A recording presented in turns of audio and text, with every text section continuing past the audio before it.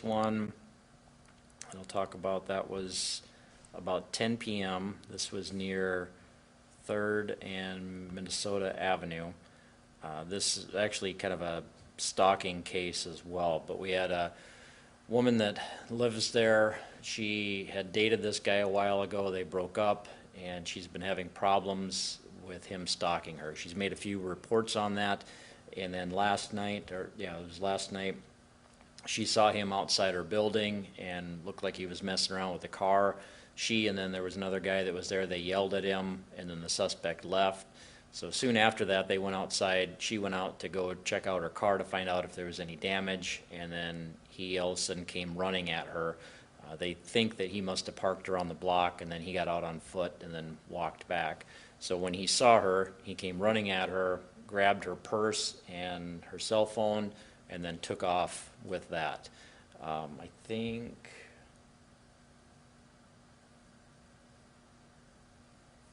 let me look, I think he may have pushed her to the ground when that happened.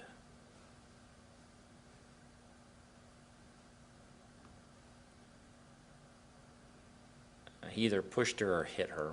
No, there it was, he pushed her. So he took off. We had an officer that found the car nearby, stopped it. The suspect had, it looks like he broke the phone and then threw the phone and the purse out of the car, so he didn't have it with him when he was stopped. They found that, and then he was arrested for, it was second-degree robbery, stalking, and intentional damage to property. What's the threshold for stalking? How long do they need to be watching? There really isn't. It's the way the statute is worded is no person may willfully, maliciously, and repeatedly follow or harass another person. That's one subsection. So as long as you have repeated instances of that, that really qualifies for the stalking. So there's no necessarily time limit, but given the fact that she had made numerous reports about him stalking her, that really establishes the timeline for this, that it's happened more than once. Do we have his name? Yes.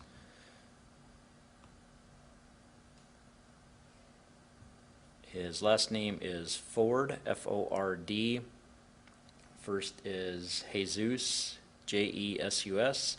Middle is Alberto, A-L-B-E-R-T-O. And he's 29 from Sioux Falls.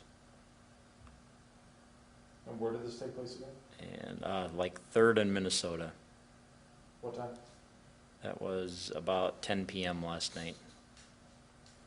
Can you tell us the time frame of those reports? Like, was it over a span of a period of months, weeks? I don't know if I have that. Let me check here.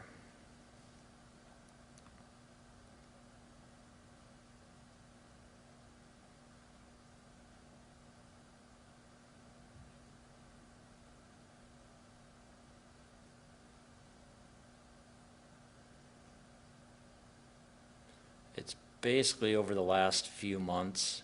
She had some windows broken and suspected him. She was getting calls and messages on Facebook from him almost daily. And I don't know,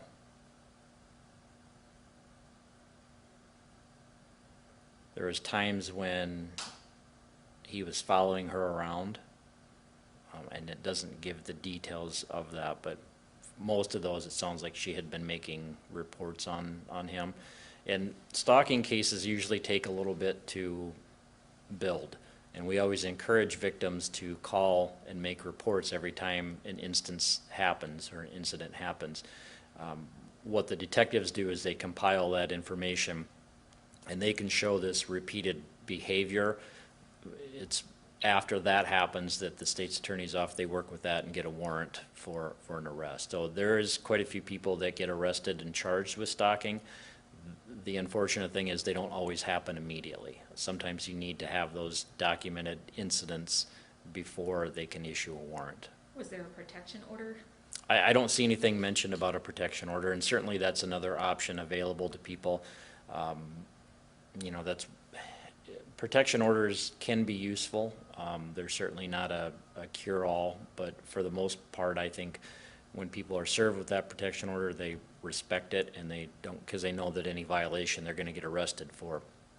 So that's one of the things that officers always explain to victims, especially in cases when they're having problems with exes or stalking behavior, that you can always apply for that protection order. I don't know if she ever did apply for one. I don't see any charges related to that. And how old is the victim? Victim is